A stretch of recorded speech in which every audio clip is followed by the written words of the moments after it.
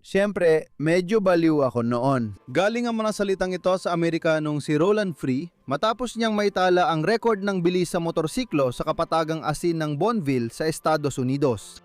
Ang tinaguriang baliw na ito habang nakahiga sa motorsiklo na naka-briefs, beach sandals at helmet ay umabot ng 241 kph noong 1948 gamit ang Vincent Black Lightning. Noong panahong iyon, hindi pa pinakamataas sa mundo ang bilis ni Rolly, pero talagang nakakabaliw na ito.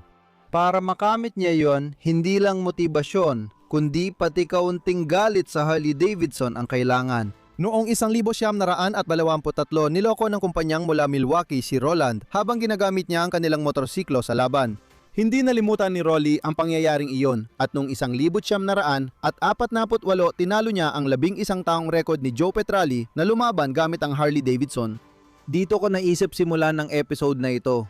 Ang mga record ng bilis sa motorsiklo ay makulay na bahagi ng kasaysayan. Mga kwento ng mga individual na matapang na racer, mga kwento ng mga team ng mga inhinyero at mekaniko na naghanda at lumika ng mga makina, mga kwento ng malaking swerte at nakakainis na kabiguan. Sa video na ito, aalalahanin natin si Bert Munro ng New Zealand, tatalakayin kung bakit nilagyan ng V-Wallow engine ng Amerikanong aviator ang bisikleta at susubukan nating intindihin ang naramdaman ni Rocky Robinson nang bumagsak siya sa aerodynamic na motorsiklo sa bilis na halos 515 kph at gumulong ng 16 na beses sa loob ng motorsiklo.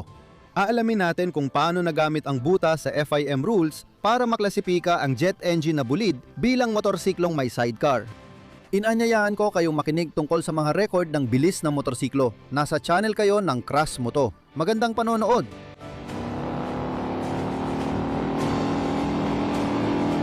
To a new land speed record of 265 miles per hour. His best time, 140 miles an hour, 30 less than the record. 240, only 5 miles an hour under the present record.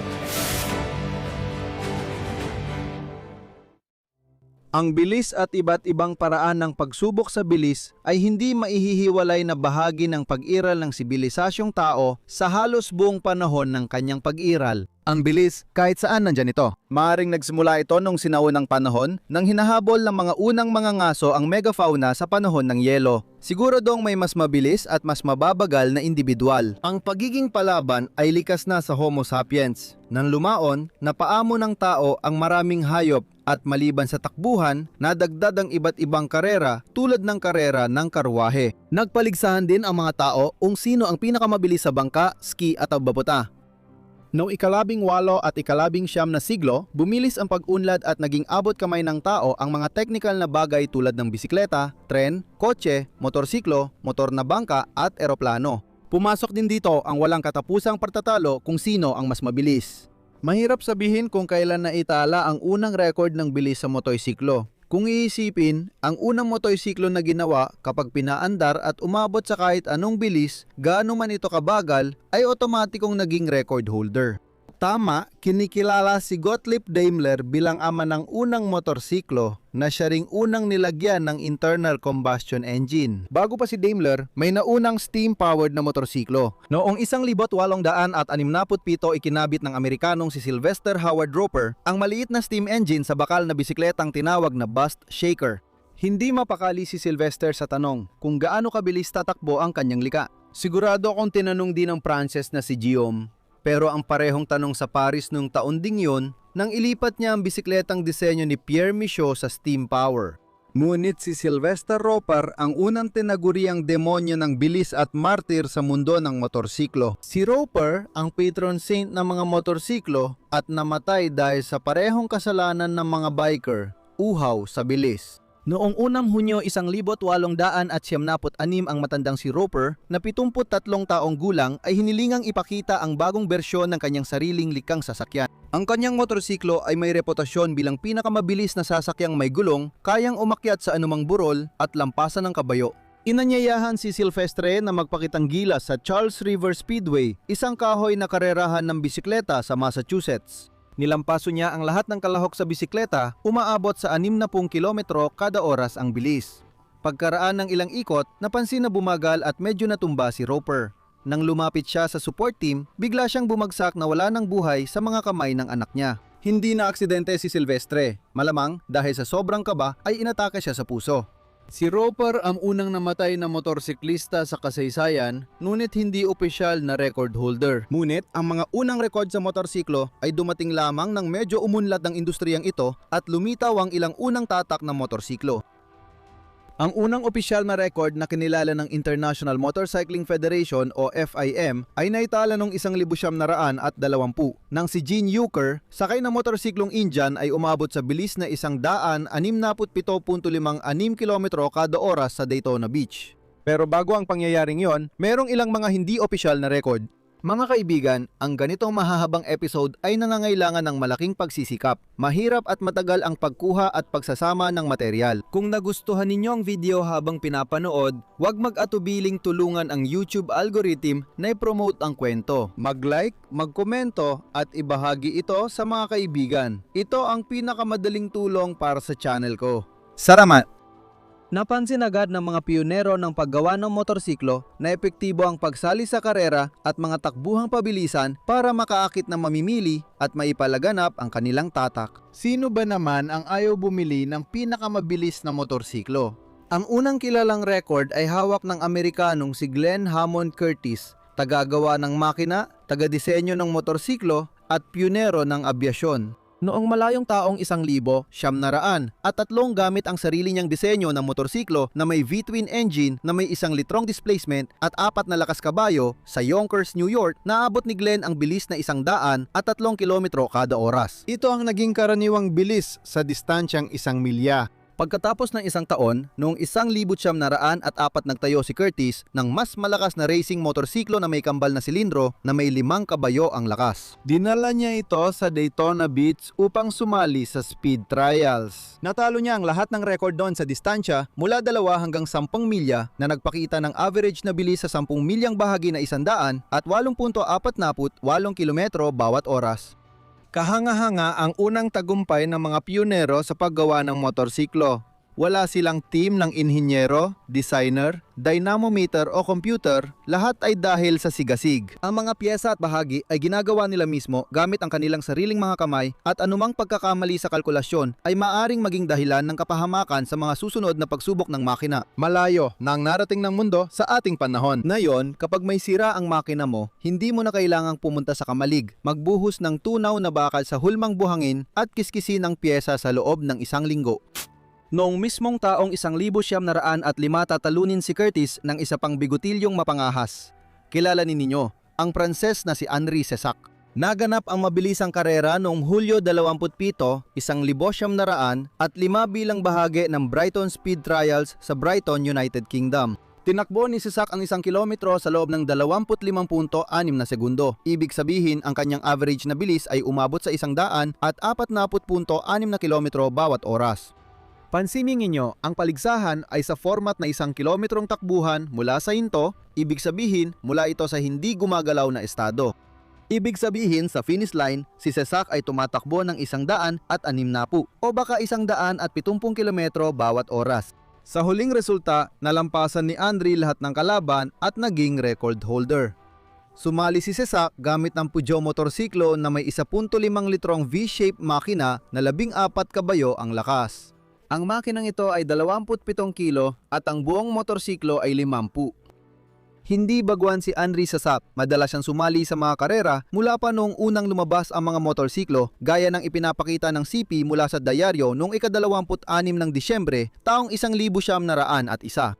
Ang record ni Henri ay tumagal hanggang ika-5 ng Agosto, 1911 nang si Jack De Rossi ay umabot ng 100 at 42.84 kilometro bawat oras sa Brooklands. Gayunpaman, medyo iba ang format ng karera at ayon sa ilang mga sanggunian, si Cessac ay nanatiling may hawak pa rin ng record sa loob ng ilang panahon. Malaki ang pagmamahal ni Henri sa bilis na umabot din sa 4 na gulong at sa kasamaang palad, sa bilis ding yon siya binawian ng buhay. Namatay siya sa Grand Prix ng Pransya noong 1908. Siya ay tumatakbo gamit ang panar na kotse sa bilis na 100 at 45 kilometro bawat oras nang matanggal ang 1 gulong at bumangga siya sa mga puno. Bumalik tayo sa tagapangguna ng Amerikanong abyasyon, Akala mo ba titigil na si Glenn Curtis sa resulta ng 1,905? Hindi ganoon ang nangyari. Noong 1,906 masigasig niyang binubuo ang motorsiklo na magpapasok kay Curtis sa kasaysayan magpakailanman.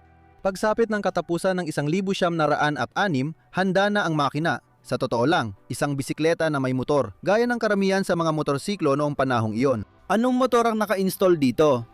Ito ay V8 na makina dinisenyo ni Glenn na may kapasidad na 269 cubic inches. Sa normal na unit ng sukat, ito ay 4,408 cubic centimeters o 4.4 na litro. Nagbibigay ito ng humigit kumulang 36 hanggang 40 horsepower sa 1,800 revolusyon kada minuto at may napakalakas na torque. Orihinal na ginawa ang makina para sa aviation, pero naisip ni Curtis na ito ang mapapahintulot sa kanya magtala ng record sa bilis sa lupa. Ang motorsiklo ay may bigat na humigit kumulang 125 kilo at sa disenyo nito ay walang gearbox at walang preno. Totoo nga, balak talaga ni Glenn na magpatulin. Direktang ipinapasa ng crankshaft ang torque sa likurang gulong gamit ang kardang. Walang kadena o sinturon nun na kayang tumagal sa ganitong lakas. Noong Enero ng taong 1,907, dumating ang sandali ng katotohanan. Dumating si Curtis kasama ang kanyang motorsiklo sa Ormond Beach, Florida. Gamit ang isang kotse, pinabilis ang motorsiklo hanggang sa mga 65 kilometro bawat oras pagkatapos ay nagpatuloy na itong umandar mag-isa. Ang truck ay may 3 bahagi, 2 milya para sa pagpapabilis, 1 milya sa pagrerehistro ng bilis at 1 milya para sa paghinto. Noong ika-24 ng Enero, 1,907 si Glenn Curtis sa panahon ng test run ay umabot sa nakakabaliw na bilis para sa panahong yon, 219.31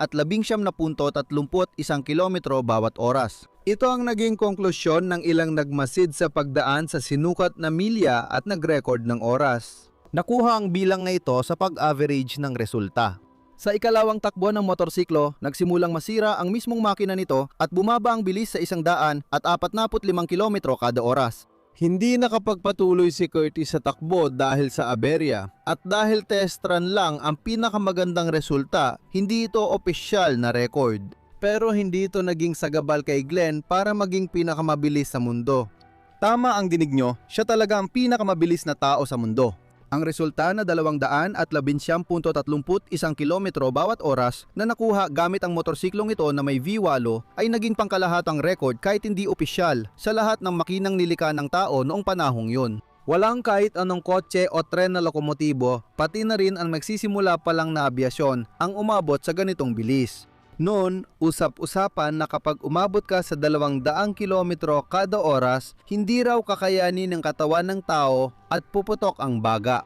Ang record ni Curtis ay tumagal ng 4 na taon sa lahat ng uri ng sasakyan at isang ibang motorsiklo lang ang nakalampas sa bilis na ito noong taong 1,930.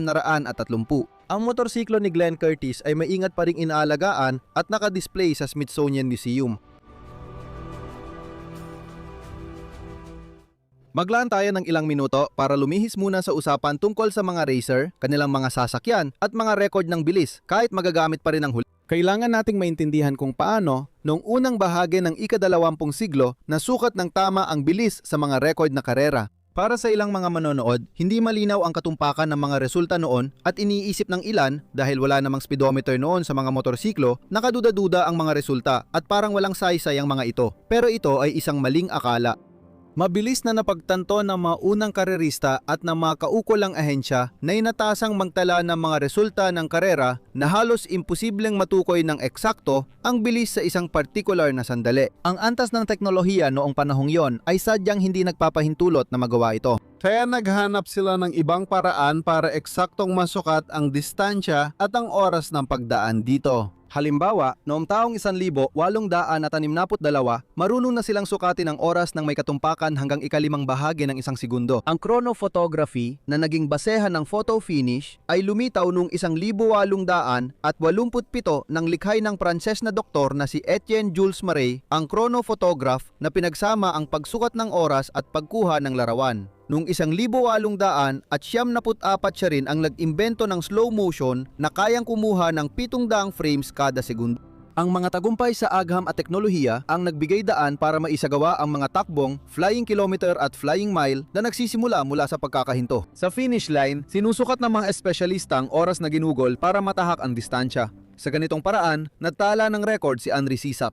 Kasabay nito, lumitaw ang format kung saan pinapabilis ng karerista ang sasakyan sa tiyak na distansya at tinatawid ang kontroladong bahagi sa pinakamataas na bilis. Dito, kailangan ng dalawang sukat ng oras, pagpasok at paglabas sa kontroladong bahagi. Noong unang dekada ng ika-20 siglo, normal lang ang ikasandaan na bahagi ng kilometro sa mga resulta ng karera. At sa dekada 30, tataas pa ang katumpakan hanggang ika-1,000 bahagi ng kilometro. Noong taong 1928 mayroon ng mga chronograph na kayang sukatin ang oras hanggang sa ika-100 na bahagi ng segundo. Pagkatapos nito, mas umunlad pa ang mga aparato sa kronometrikong kontrol. Sa Bonneville, matagal ng mekanang bilis, may kompüterisadong elektronikong sistema sa track para sa karera. Gawa ito ng chronologic at gumagamit ng infrared transmitters, kaya nasusukat ang oras na may pagkakamali lang na 1,000 bahagi ng segundo. Oo, lahat ng record mula nung 1900 hanggang ngayon ay based sa average na bilis sa isang partikular na distansya. Mas mataas kadalasan ang bilis sa mismong sandali. Agad na ipaliwanag sa mga record holder at FIM na kailangan magsagawa ng 2 karera sa magkasalungat na direksyon. Lahat ito ay dahil mayroong tinatawag na hangin at kung ang isang racer ay may hangin na tumutulak sa likod niya, matutulungan siyang makamit ang mas mataas na bilis, habang ang isa namang record holder na tatakbo laban sa hangin ay mahihirapan at mas mababa ang magiging resulta. Dahil sa hangin, sa loob ng halos 1 siglo, isinasagawa ang mga record na karera sa 2 direksyon ng track at dapat matapos sa loob ng 1 oras para hindi magbago ang panahon. Ang panghuling resulta ay mula sa average na bilis sa kontroladong bahagi ng track sa 2 karera gamit ang arithmetic mean. Kung may nalabag sa kondisyon ng karera, hindi kikilalanin ang record. Tanggap ang record kung nalampasan nito ang dating tagumpay ng hindi bababa sa 1%. Balikan natin ang mga record. Sa video na ito, pangunahing tinutuon ko ang mga record ng absolutong bilis ng mga motorsiklo. Siyempre, karamihan sa mga ito ay yaong mga record na naging matagumpay, naitala at tumugma sa umiiral na regulasyon noong panahon ng karera. Totoo, maraming record na iba-iba ayon sa klase. Halimbawa, maagang lumitaw ang klasifikasyon ng karera based sa laki ng makina. Ilang beses nang sinubukang lampasan ang pinakamataas na bilis pero laging bigo, di na mabilang. Noong huling bahagi ng dekada, disyes ng ika-20 siglo, naging handa na ang Pandaigdigang Federasyon ng Motorsiklo, pangunahing tagapamahala ng kompetisyon ng motorsiklo para sa opisyal na pagtatala ng mga record ng bilis. At ngayon, narito na tayo sa katauhan ni Gene Walker at sa kauna-unahang opisyal na record. Marami ang nakakakilala sa pinakamabilis na Indian ni Burt Munro, pero hindi yon ang unang motorsiklo record ng tatak na ito. Si Eugene Walker, isang Amerikanong profesional na karerista, ay nagsimulang tagahatid ng sulat gamit ang Indian na motorsiklo noon kabataan niya. Noong taong 1920, dumating si Gene sa Daytona Beach sakay ng 1 litrong racing Indian. Ang mga tagasukat ng oras noong karera niya noong ika-14 ng Abril ay nagtala ng bilis na 167.56 km kada oras at bago nito, wala pang nakapagmaneho ng mas mabilis sa motorsiklo sa opisyal na tala. O mayroong Glenn Curtis na noong 1907 ay umabot ng nakakabaliw na 211 km kada oras mahigit. Pero gaya ng naalala ninyo, hindi yon opisyal na record at ang resulta ay nakuha lamang sa panahon ng test run. Kung titingnan natin ang chart ng bilis ng mga nagmomotorsiklo, makikita natin ang malaking pagtaas ng graph noong 1907 at ang pagbagsak nito hanggang 1930. Ang resulta ni Walker ay napakahalaga, ngunit pagsapit ng 1923 tuluyan nang nawala ang mga Amerikanong makina sa pandaigdigang motosport. Ang mga paligsahan ng motorsiklo sa Estados Unidos ay naging nakatuon na lang sa mga lokal na paligsahan. Marami sa mga ito ay malaki ang pagkakaiba kumpara sa mga pandaigdigang paligsahan. Hindi ibig sabihin na tapos na ang pagtatangkang baguhin ang record. Indian at Harley Davidson ay naglaban sa bilis. Pagsapit ng dekada 30, inisip ng mga inhinyero ang aerodinamika at nag-eksperimento sa fairing. Noong 1926 si Johnny Seymour, gamit ang Indian na may fairing na ginawa ng dealer ng Indian sa Oakland na si Cap Alsina, ay nakapagtala ng 170 kilometro kada oras. Lahat ng mga eksperimentong ito at ang record ng bilis sa Estados Unidos na naitala ni Joe Petrali noong 1937 gamit ang binagong Harley Davidson Knucklecat na umabot sa 211 at 65 kilometro kada oras ay nagbigay ng pag-asa sa mga Amerikano na maabot ang bagong pandaigdigang record. Ngunit hindi ito nangyari. Noon, umabante ang mga Europeo, lalo na ang mga Briton at nang sumunod ay ang mga Aleman. At makalipas lamang ang 50 taon mula sa tagumpay ni Gene Joker noong 1970, muling magiging pinakamabilis sa mundo ang isang Amerikanong motorsiklo. Pero pag-uusapan natin yan mamaya. Balikan muna natin ang simula ng dekada 20. Ang sumunod na record sa bilis ay naitala noong Nobyembre 6, 1923 sa ibang tala. Ito ay 4 na araw makalipas, Nobyembre 10. Ginamit ni Claude Temple ang sarili niyang disenyo ng motorsiklo na may malakas na makinang V2 mula Anzani, 1 litrong displacement at 2 overhead camshafts bawat cylinder head. At dumaan siya sa Brooklands track, halos lumilipad sa ere sa ibabaw ng kilalang baku-bakong bilog. Ang average na bilis ni Temple ay 174.58 kilometro bawat oras. Simula noon, hindi na kailangan tumawid ni Fim sa Atlantiko para magtala ng record ng bilis na motorsiklo hanggang dekada 50 na maging paboritong lugar ng mga racer ang Bonneville para sa mas mataas na resulta. Lalong tumindi ang uhaw sa bilis. Sa sumunod na taon, noong 1924, 2 beses na nabasag ang record. Noong 8 ng Hunyo, si Tommy Turner sakay ng motorsiklong may 800cc na makina ng AJS Special ay nagtala ng bilis na 178.08 kilometro kada oras. At wala pang isang buwan, noong 6 ng Hulyo, ang racer na kilala bilang salamangkero ng Brooklands si Herbert Levac ay nagtala ng bagong record na 171.5 kilometro kada oras gamit ang motorsiklong Brogg Superior na may JAP na makina. Lahat ng mga record na ito ay naganap sa Arpajon, Pransya. Si Levac ay ininyerong tagapagdisenyo ng JAP Motors na pumasok noong 1900 at 21 mula Indian, dala ang ideya ng paggawa ng mahusay na makina na tinawag niyang pamatay ng Yankee. Ang pangunahing labanan para sa bilis noong ikalawang kalahati ng dekada 20 at dekada 30 ay magaganap sa pagitan ng 3 maliit na aristokratikong pagawaan sa Britanya, Brogg Superior, Osborne Engineering Company at Zenith at BMW. Dapat ding banggitin na maayos at makatuwiran ang kompetisyon ng mga British na mahilig sa bilis. Nariyan pa rin ang ingit, tampo at kayabangan. Ngunit ang matagumpay na debut ng BMW motorsiklo at bagong record ni Ernst Henne noong 1920 pati ang laban noong dekada 30 ay lalo pang nagbuklod sa mga Briton para sa dangal ng bansa. Noong dekada 30, hindi na lang Aleman ang kalaban kundi Nazi Germany na at naging labanan nito ng ideolohiya sa karera ng bilis. Ang matagumpay na karera ni Herbert Levac sa bilis na 171.5 km bawat oras gamit ang Brogg Superior noong 1924 ay nagpagalit ng husto kay Claude Temple. Si George Broch, gumawa ng Brogg Superior Motorcycles, ay itinuring niyang isang baguhang kulang sa karanasan sa karera. Dahil sa pagnanais ng bilis, nakipagsanipwersa si Temple sa Osborne Engineering Company na may kakaibang ideya sa disenyo ng chassis at sistema ng pagpipiloto. Ang record-breaking na motorsiklo ng OEC ay may kakaibang front fork at frame na nagbibigay ng natatanging katatagan sa direksyon. Ito mismo ang kailangan para sa takbuhang diretsyo. Noong 5 ng Setyembre, 1926 si Claude Temple gamit ang motorsiklong ito ay nakapagtala ng bilis na 175.44 kilometro bawat oras. Si Freddie Barnes, ang may-ari ng Zenith Motorcycles, ay isa pang Briton na baliw sa bilis. Habang abala ang Brogg Superior sa promosyon at sina Temple at OEC sa komplikadong disenyo ng frame at fork, ang Zenith naman ang nangungguna sa pagkuha ng pinakamaraming gintong bituin sa Brooklands. Malaki ang tsansa ang Zenith na makuha ang record at noong ika-25 ng Agosto, 1928 si Owen Morgan Baldwin sa Arpajon gamit ang 1 litrong Zenith ay umabot ng 179 kilometro kada oras. Isa itong dagok sa ego ni George Broch. Kinuha niya si Bert Levac, inayos nila ang makina at noong ika-25 ng Agosto, 1929 umabot si Levac ng 200 at 7.6 na kilometro kada oras. 0,6 km в час. Ano ang nag-uugnay sa lahat ng makinang British na ito? Lahat sila'y gumamit ng mahusay na JAP na makina.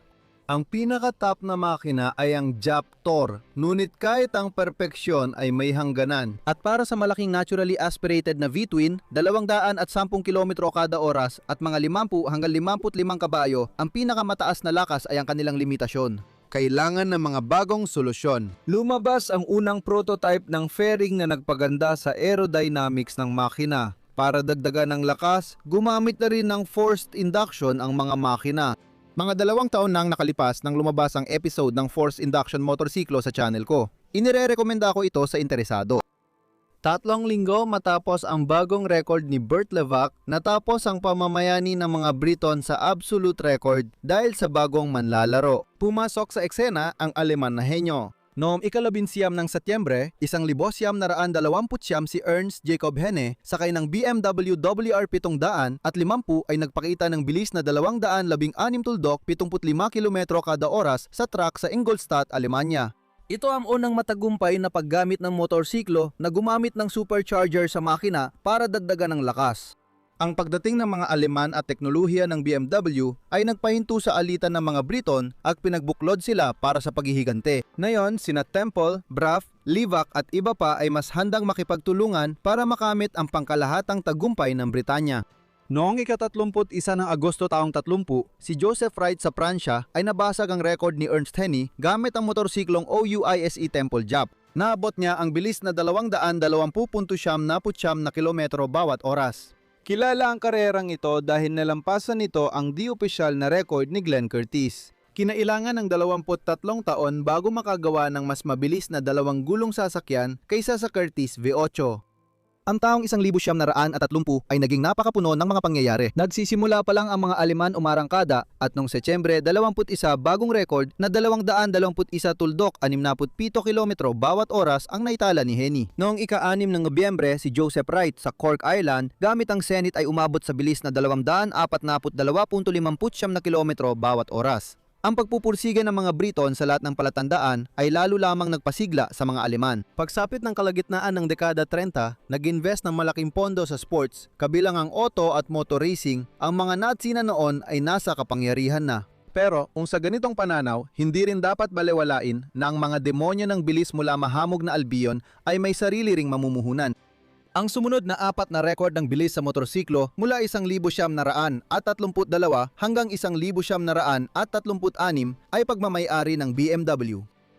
Pag-usapan natin sila. Dapat ding banggitin si Ernst Henne na nagmamaneho ng BMW motorsiklo at nagtala ng mga record na nagdala ng prestihiyo sa kumpanya. O ilang beses ko nang nabanggit na nasa likod ng mga record ng Aleman noong dekada 30 ang kapangyarihan, impluensya at pera ng NSDAP. Pero sa kabilang banda, sa konteksto ng pagiging racer, ang mapatakbo ang pinakamabilis na motorsiklo sa mundo nang higit sa isang beses ay isang malaking nagawa at patunay ng tapang. At dito, mahusay si Henne. Ipinanganak si Ernst noong ika-22 ng Pebrero, 1904. Pagkatapos, nag-aral siya bilang mekaniko at noong 1923 ay nagsimula siyang sumali sa mga karera.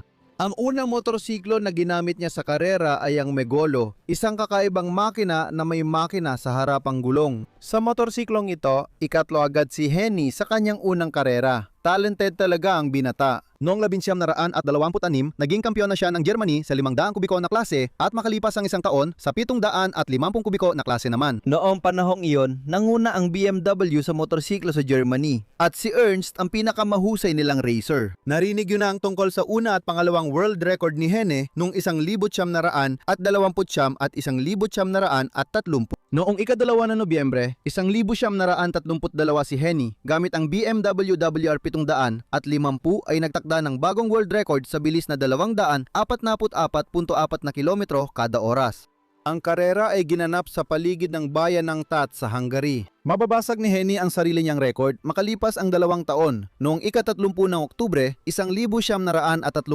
sa Hungary sa lungsod ng Győr. Ipakikita ni Ernst ang average na bilis na 246.23 kilometro bawat oras. Pagkaraan ng isang taon, noong Setyembre 27, 1935 na itala ni Ernst Jacob Henne ang bilis na 256.04 na kilometro bawat oras sa M3 track Frankfurt-Munich. Ito ang unang beses na lumampas ang motorsiklo sa 250 kilometro bawat oras. 50 км в час.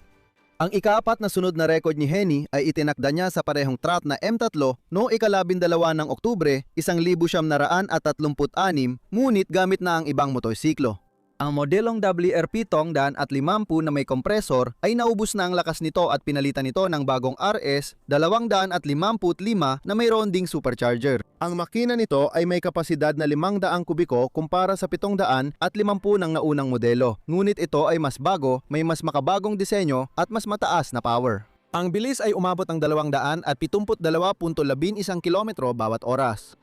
Hindi dapat isipin na nangyari lang ang mga record na ito. Marami ring sumubok lampasan ang resulta ni Henny. Una sa lahat, ang mga pangunahing kalaban ng mga Aleman ay ang mga Briton. Nagawa ito ni Eric Fernico noong Abril 11, 1937 sa John, Hungary. Sa motorsiklong Brach Superior na may JAP na makina na may supercharger, pinabilis ni Eric hanggang 273.14 na kilometro bawat oras. Heto naman, halimbawa, ang pinakamabilis na isang silindrong motorsiklo noong dekada 30. Special itong racing machine mula sa Belgian na Fabrique Nationale na dinisenyo ni Dougal Marchant. Ang pinalakas na 500 makina ay may pagmamalaki ang lakas na 54 na kabayo. Noong 1934 ipinakita ng racer na si Melio ang bilis na 220 kilometro bawat oras.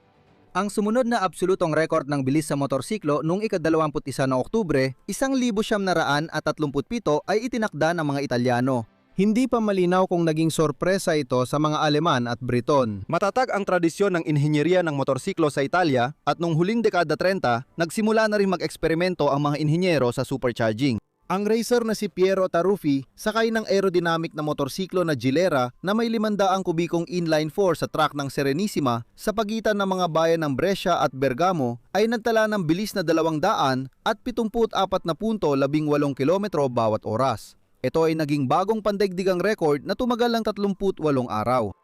Si Ernst Jacob Henny ang nagbigay ng matinding pagtatapos sa lahat ng labanan noong dekada 30. Noong ika-28 ng Nobyembre, taong 1937, sakay ng aerodynamic na supercharged na BMW RS 255 ipinakita ni Ernst Jacob Henny ang bilis na 279.5 kilometro bawat oras. Sa mga sumunod na taon, walang nakalampas sa record na ito. Noong Setyembre 1, 1939 nagsimula ang ikalawang digmaang pandigdig at hindi na muna inintindi ng sangkatauhan ang mga record. At ang record ni na Henny at BMW ay mananatili hanggang taong 1951.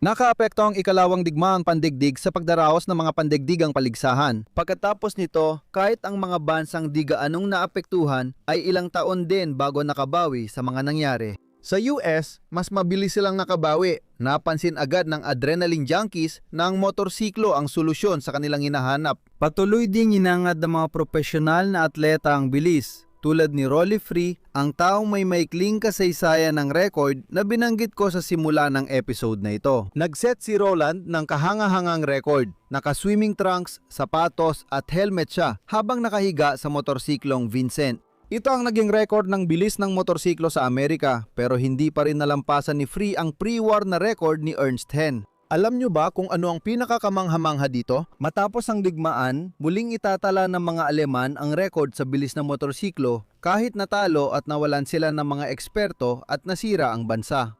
Mayroong isang kumpanyang Aleman ng motorsiklo na tinatawag na NSU. Noong 1938, gumawa ang mga inhinyero nito ng isang racing na motorsiklo na may inline na 350 kubikong makina na may supercharger para sumali sa tourist trophy sa isla ng Man. Pagsapit ng 1939 dahil di pa pulido ang teknolohiya, wala itong naipanalo sa mga karera. Pagkatapos ng digmaan, agad nagbalik sa paggawa ng motorsiklo ang NSU. Pinanatili nila ang ilang pre-war racing makina at sinubukang sumali sa mga karera. Pagkatapos ng ikalawang digmaang pandaigdig, ayaw makita ang mga Aleman sa internasyonal na paligsahan, kaya sa kanlurang Alemanya na lang ginanap ang mga karera. Noong 1946, ipinagbawal ng FIM ang supercharger sa motokarera, pero sa Alemanya patuloy pa rin itong ginagamit hanggang simula ng mga taong 50. Noong 1949, batay sa karanasan ng paggawa ng pre-war na supercharged na 350, nilika ang isang makina na may 500 kubikong sentimetro ang laki ng motor. Si Wilhelm Gertz ng NSU, alam na walang pag-asa ang motorsiklong may supercharger sa Grand Prix ay halos isang taon kinulit ang pamunuan. Iginiit ng 500cc na may full fairing na disenyo ni Reinhard Fachsenfeld ay makakabigay pa rin ng karangalan sa brand sa speed records. Nakuha niya ang gusto niya. Noong ika-12 ng Abril, 1951 si Wilhelm sa Autobahn A9 sa pagitan ng Ingolstadt at Munich ay nagtala ng absolute speed record na 200.322 kilometro kada oras gamit ang streamlined NSU Delphin 1. Ang 500 makina na pinapatakbo ng methanol ay napaabot nila sa 100 kabayo ang lakas at ito ay simula pa lang, patuloy nilang pinapahusay ang record ng motorsiklo. Si Gertz ay magtatala pa ng mga record noong 1953 at 53, 1900 at 54 at 1956. Babalikan pa natin ang kanyang mga tagumpay at NSU motorsiklo sa pagpapatuloy ng kwento. Para talakayin ang susunod na record, kailangan nating lumipat sa kabilang panig ng mundo sa New Zealand. Maaring iniisip ninyong si Bert Munro ang tinutukoy ko. Pero ang taga-Invercargill na dekada niyang inimprove ang Indian, pag-uusapan pa natin mamaya. Si Monroe ay may isa ring kasing talentong kababayan na taga-Invercargill din. Noong 1954 si Russell Wright ay nagtala ng New Zealand speed record na 230 km kada oras gamit ang motorsiklong Vincent Black Lightning. Sa okasyong iyon, nakilala ni Russell si Robert Burns. Marunong si Burns sa aerodynamics at paggawa ng mga fairing. May pangarap siyang magtala ng speed record gamit ang motorsiklong may sidecar. Walang malakas na motorsiklo si Robert pero meron si Wright. Nagkasundo sila. Gumawa si Burns ng fairing at nagamit niya ang motorsiklo ni Wright na Vincent Black Lightning para sa record niya. Sa mga kuhang hindi mataas ang kalidad, makikita ang record ni Robert Burns. Sa Vincent na may nakakabit na ikatlong gulong sa gilid na parang may sidecar, noong Disyembre ng 54, umabot siya sa bilis na 261 kilometro bawat oras. Noong 1955, dumating ang sandali ng kasikatan ni Russell Wright. Noong ikalawa ng Hulyo, opisyal na naitala ng FIM ang bagong absolutong record sa bilis, 270.764 na kilometro bawat oras. Ang pinakakamangha-mangha dito ay ang record ay naitala gamit ang halos karaniwang motorsiklo na Vincent maliban lamang sa fairing. 31 piraso lang ginawa ang modelong Black Lightning, isang pinahusay na bersyon ng Black Shadow para sa karera. Nagbibigay ang atmospheric V-twin engine nito ng 70 lakas kabayo. Noon, ito ang pinakamabilis na production motorsiklo. Hindi nagtagal matapos ang record ni Wright. Pinarangalan siya ng lingguhang English na magazine na The Motorcycle ng tropeo at tseke na nagkakahalaga ng 1,000 libra na hinati ni Russell kay Burns. Ipinakaloob ni punong ministro Sid Holland ang premyo bago sila umalis bilang mga panauhing pandangal sa motorsiklo na exhibition sa London. Noong taong yun ding 1955, sinubukan ng higitan si Russell Wright ng New Zealand. At ngayon, makikilala natin ang Texanong racer na si Johnny Allen, makilala sa kanyang maraming record sa bilis ng motorsiklo. Noong 1955 lumaban si Johnny gamit ang aerodynamic na motorsiklo na Streamliner na tinawag na Texas Cigar. Ang sasakyang ito ay ginawa ng piloto ng civil aviation na si John Mankem at ng Triumph motorcycle dealer mula sa Fort Worth, tuner at miyembro ng Motorcycle Hall of Fame mula 2001 na si Jack Wilson. Ginawa ng mga lalaki ang Streamliner matapos magtalo. Karaniwan, pagkatapos ng trabaho sa Triumph shop, nagtitipon ang ilang mga suki para maglaro ng baraha at uminom ng ilang beer. At sa isa sa mga gabing iyon noong taong 53, isang kolonel na si George Cone ang nagyabang tungkol sa record ng NSU noong 1951 at sinabing walang sinuman ang makakatalo rito. Sariwa pa sa alaala ng lahat ang mga pangyayari nung ikalawang digmang pandigdig, kaya may isip mo kung gaano kainit ang naging pagtatalo nung oras na yon. Sa madaling salita, talagang napikon si Mang Kema at Wilson T. Colonel. Sa gabi yun din, gumawa sila ng eskis na motorsiklo para sa record. Noong 1954 itinayo ang unang Streamliner na tinawag na Palaso ng Demonyo. Ipinakita ng practice run sa Bonneville noong Setyembre na kayang lumampas sa 260 kilometro kada oras gamit ang standard na 2 silindrong Triumph 600 at 50 na makina na gasolina ang gamit. Pagsapit ng taong 55, handa na ang bagong sasakyang Texas Siga. Ang fairing ay gawa sa fiberglass at ang frame na hinang mula sa chromolybdenum tubes ay idinisenyo para magkasya ang iba't ibang laki ng makina para sa karera sa iba't ibang klase. Para sa 500 kubiko ginamit ang makina ng Tigers to. Para sa mas mataas na klase, 650 mula sa Thunderbird. Atmospheric ang mga makina at halos hindi na kaiba sa stock. Pero para mapataas ang potensyal, ginamit na gasolina ang halong gasolina at nitromethane. Ang makina ng Thunderbird na may ganitong doping ay nagbibigay ng mga 80 kabayo. Noong ika-25 ng Setyembre, 1955, si Johnny Allen sa asinang kapatagan ng Bonneville ay nagpakita ng bilis na 310.1 at 51 kilometro bawat oras. Ito ay isang bagong record, ngunit ang Pandigdigang Federasyon ng Motorsiklo ay hindi pinagtibay ang resulta na ito dahil sa mga technical na dahilan. Sa Alemanya, ang kumpanya na unang nagtakda muli ng absolutong record ng bilis sa motorsiklo matapos ang ikalawang bigmaang pandigdig ay nasa rurok ng kakayahan at ayaw mawala ang prestihiyo. Noong taong 56, nagtungo ang mga racer, tekniko at taga-disenyo ng NSU sa Bonneville bitbit ang kanilang mga motorsiklo na determinadong magtakda ng mga bagong record ng bilis. Si Gertz ang lumaban gamit ang pangunahing sasakyan. Pagsapit ng 50, 6 na upgrade ng 500 may kompresor na tinawag na Delphin 3. Ang makina ay nagbibigay na ng 110 kabayo.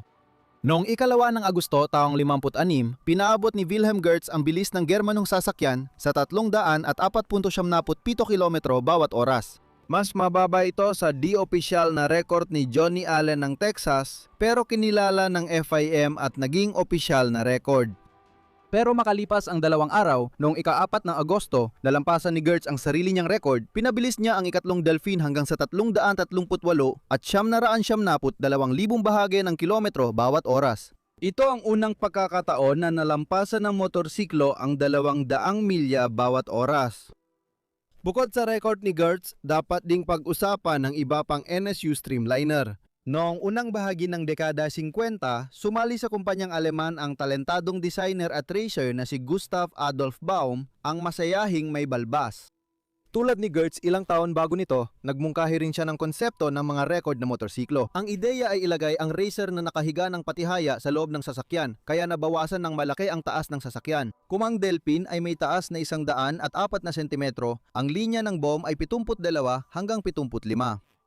Mayroong 4 na makina na, ang pangalan ay kahawig ng apelido ng ininyero. Noong 52, itinayo ang Baum 1 at 2 na may 50 at 100 kubikong makina ayon sa pagkakasunod. Ilang sandali pa, lumitaw ang 100 at 25 kubikong Baum, 3 at 250 Baum, 4.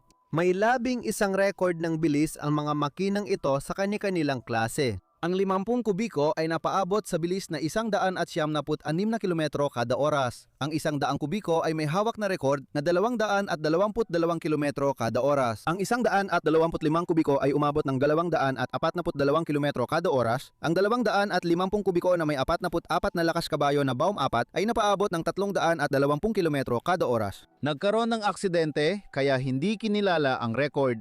Dahil sa kahangahangang aerodinamika ng mga aerodinamikong motorsiklong ito, nakadamit sila ng mga makinang hindi gaanong malakas. Sa teorya, ang 44 na kabayong lakas na Baum 4 ay kayang umabot ng bilis na 360 kilometro kada oras, ngunit hindi ito nangyari. Matapos ang 56, itinigil ng NSU ang magastos na programa ng pagtatangka sa record.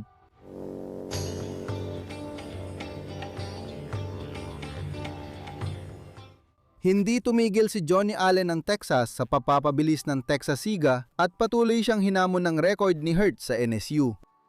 Mas inayos ang Streamliner, lalo na sa makina. Ang 650 ay binigyan ng cylinder head para sa 2 carburetor mula sa dating isa lang. Pinalaki rin ang mga balbula. Noong ika-6 ng Setyembre, 1956 si Johnny Allen ay sumabak sa kapatagan ng asin ng Bonneville. Medyo malambot pa ito matapos ang bagong ulan at pinatakbo niya ang kanyang motorsiklo hanggang sa umabot ng 345.188 kilometro bawat oras. Dahil sa formalidad, hindi kinilala ng International Federation of Motorcyclists FIM ang record. Kailangang suriin muna ng opisyal ng American Motorcycle Association ang pagtatangka bago ito kilalanin ng FIM bilang pandaigdigang record. Kahit may kinatawan mula sa AMA na nagbantay sa pagtatangkang magtala ng record, nawala ng bisa ang kanyang otoridad 3 araw bago ginawa ni Johnny ang mga pagtakbo. Oo, dahil sa ganong kalokohan, hindi tinanggap ng FIM ang record. Kinilala ang resulta ni Allen sa AMA sa sariling bansa. Masayang-masaya si Johnny, ang koponan, mga sponsor at mga gumawa ng aerodinamikong motorsiklo. Natalo nila ang mga Aleman. Natalo ng grupo mula Texas na gumastos ng $3,250,000 ang kumpanyang Aleman na gumastos ng 1 milyon para sa programa nito sa pagtatangka sa record. Mas lalo pang sumikat ang mga makina ng Triumph, pati ang tagumpay ni Allen ay napansin. Noong taong 50, ipinakilala sa publiko ang motorsiklong Triumph Bonneville T, 120. Oo, Salt Flats sa Utah ay ginamit bilang pangalan ng ilang Triumph motorsiklo. Sa 120, nagsimula na rin silang gumamit ng 2 carburetor tulad ng mga lalaki sa Texas. Sa susunod na pagkakataon, pagkatapos ng taong 56, ma-update muli ang record noong 1,962. Muling gagamitin ang Triumph, partikular ang Streamliner na may makina at pyesa mula Triumph Motorcycle na ginawa ng mekanikong panghimpapawid na si Joe Dudek. Habang ginagawa ang sasakyan, na-inspire si Joe ng X-15 rocket plane. Ginamit niya ang in-upgrade na makina mula sa T120 Bonneville. Noong 1962 pumunta sa Utah sina Joe, ang motorsiklong siya ang nadisenyo si Bill Johnson na racer at ang kanilang support team. Gamit ang gasolina bilang panggatong, nakapagdala si Johnson ng bilis na 329.9 na kilometro bawat oras. Ito ang naging pinakamagandang resulta pagkatapos ng opisyal na record na hawak ni Wilhelm Hertz. Pagsapit ng Setyembre 5, inalis ang gasolina sa tangke, pinalitan ang jet sa karburador at nilagyan ng nitromethane. Si Bill Johnson ay nagtala ng bagong record, 361.41 kilometro bawat oras. Sa kasamaang palad, ang aerodynamic na motorsiklo ni Joe Dudek ay nasunog sa isang sunog noong 1974 na taon. Sa kasaysayan ng pinakamataas na bilis, may isa pang record na kayang abutin ng teknolohiya ng Triumph. Nasa harap ninyo ang Gyronaut X1, isang streamlined na motorsiklo. Ang makinang ito ay ginawa ni na Bob Lepan, Alex Tremulis at Jim Bruflat. At napaka-interesante ng kwentong ito. Pagsapit ng taong 1,959 si Bob Lepan ay may-ari ng Triumph dealership sa Detroit. Bukod sa pagbabenta ng British motorsiklo, hilig din ni Bob ang drag racing. At sa mga gamit niya para sa quarter-mile na karera, meron siyang isang napakamatagumpay at madaling makilalang makina na tinatawag na Cannibal 2. Dalawang motor na halimaw ito na ginawa ni na Lepan at mekanikong si Jim Bruflat. Nanalo sa maraming karera ang Cannibal 2 at tinuruan sina Bob at Jim ng kasanayan sa paggawa ng gamit sa karera pati pag-aayos ng chassis at makina. Pagsapit ng 60, ng dalawa naubos na ang potensyal ng dalawang motor na drag bike. Alam ng mga lalaki na mabilis ang motorsiklo nila sa quarter mile pero di nila alam ang top speed nito. Pagsapit ng 63, kumpiyansa na sina Lepan at Bruflat na kaya nilang gumawa ng record na motorsiklo pero kailangan pa nila ng tamang chassis. Makikita ng mga lalaki ang gusto nila sa California. Doon din, sa parehong panahon, isa pang dealer ng Triumph na si Bill Martin, sinubukan din niyang gumawa ng aerodinamikong motorsiklo at nagtakda pa ng record sa lokal na Triumph Club. Pinakakapansin-pansin, ang chassis ni Bill Martin ay dinisenyo para sa dalawang makina mula sa Triumph. Dinala ni na Bob at Jim sa Detroit ang chassis. Ikinabit ang mga makina mula sa Cannibal sa frame, gumawa ng fairing at tinawag itong Cannibal Mark V. Noong Agosto 1963, pumunta sila sa Bonneville. Ngunit dahil nasira ang trailer ng record na motorsiklo, nahuli sila at isang timed run lang ang nagawa nila. Hindi ito sapat para makapagtala ng record. Noong 63, natanggal si Alex Tremulis mula sa kumpanya ng Ford, isang talentadong designer na may kinalaman sa pagbuo ng itsura ng ilang sasakyan at konsepto, gaya ng Mexica, Seattle, Ate, X-Libo, Maxima at 2 gulong na Gyrocara Ford Gyron. Matapos matanggal, naisip ni Alex magtayo ng sariling kumpanya at inimbitahan siya ng GM. Dahil sa bugso ng damdamin, nagpa siya siyang gumawa ng pinakamabilis na motorsiklo gamit ang galing sa disenyo at gyroscope para sa pagpapatatag. Sinimula ni Tremulis ang mga konsepto. Una, nais niyang lagyan ng Ford V8 na makina ang 2 gulong na sasakyan. Para maintindihan ang haharapin niya at kung ano ang mga pagtatangkang magtala ng record, pumunta si Alex noong 1963 sa Bonneville. Doon niya nakilala ang mga lalaki mula sa Detroit. Nagkaisa sila sa iisang layunin, paabuti ng motorsiklo sa bilis na hindi pa nararating ng kahit sino noon. Direktang hinango ang pangalan ng Giron Out mula sa prototype na Ford Giron. Sa simula, plano nilang gamitin ang V8 na makina at mga gyroscope sa Giron Out. Ipinadala ng Shelby American ang Feline Cobra sa gumagawa ng chassis para buuin. Ngunit hindi na isama ang mga gyroscope at may ilang problema pa rin sa V8 na makina. Nagpa siyang koponan ng ganito. Gamitin muna natin sa unang Giron X1 ang subok at napatunayang kombinasyon ng dalawang makina ng Triumph at saka na lang natin tingnan ang susunod. Malaki ang ambisyon nila. Sa X2, nais pa rin nilang gamitin ang V8 para lumampas sa 600 at 40 kilometro kada oras. Sa X3, nais talaga nilang patakbuhin ito ng mas mabilis kaysa sa bilis ng tunog. Kasunod ang paggawa at pagsubok ng Giron Out X1. Pagsapit ng 65 handana at nasa sukdulan ng bilis ang sasakyan. Naitala ang record isang taon matapos noong 66. Ang Giron Out X1 na si Bob Lepan ang nagmamaneho ay dumaan sa asin ng Bonneville na may average na bilis sa kontroladong bahagi sa dalawang direksyon na 375.36 kilometro bawat oras. Noong 1970 taon, nawala ang record. At sa mismong panahon ng pagsubok ng koponan na mabawi ang titulo, nagkaroon ng aksidente sa bilis na humigit kumulang 430 kilometro bawat oras na siyang nagtapos sa karera ni Giron sa mga asinang daan. Si Bob Lepan ay muntik nang mawalan ng kamay kaya kailangan niyang sumailalim sa maraming operasyon at matagal na rehabilitasyon. At wala nang usapan tungkol sa paggawa ng Gironaut X2 o X3. Kalaunan, sa ika-21 siglo, naibalik ang Gironaut X1.